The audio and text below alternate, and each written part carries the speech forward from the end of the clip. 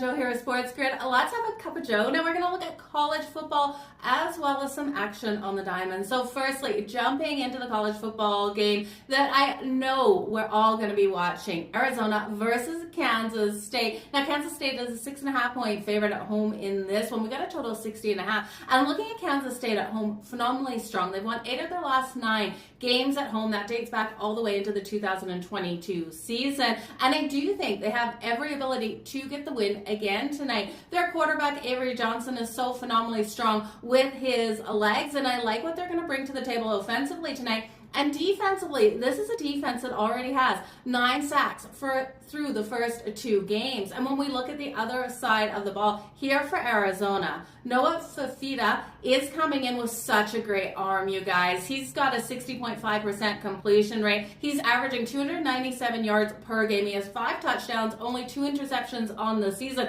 And I do think on the secondary here of Kansas State, which is allowing some really big plays, he's going to get that ball moving. And who's he going to get that ball moving to? Well, I do think he's able to get it to McMillan here. McMillan coming in for the anytime touchdown. It's juicy at -128. 2+ touchdowns out of him is +380. It's not out of the question marks because, yes, he was quiet last week in their game, but we look at him in week 1 versus New Mexico. Guys, he had 4 touchdowns on the board. He had 304 yards as well. So I do think they will be getting the ball to McMillan in this one. I'm going to take him for over his receiving yards, 86.5. I'm also going to take him laddered up.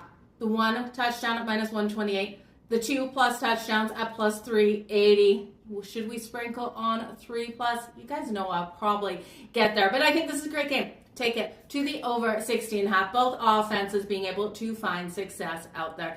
Okay, now the game I have circled out there on the diamonds is the New York Mets versus the Phillies. Now the Phillies are giving the nod to Nola here, and Nola needs a bounce back off of his last game versus the Marlins, in which he allowed 4 earned runs in just over 4 innings. Can we trust him here versus the New York Mets? He should have that bounce back game. But looking at the Mets, Quintana, he's being straight fire, only allowing 1 earned run over his last 18 innings. That's his last 3 starts. I do expect Quintana to be able to limit the strong bats here of the Phillies. And the value on the Mets in the first 5 innings, well, it's just too good to pass up on. I'm going to look at the Mets in the first 5 innings. You can take them +0.5 a run at +100, or just straight up on that money line. Straight up on the money line, you're getting them at +140. You guys, all the best in all of your bets. Join me on Game Time Decisions. I will be live there with Casey talking MLB as well as NFL for this weekend, and stay tuned to the Sports Grid at 4.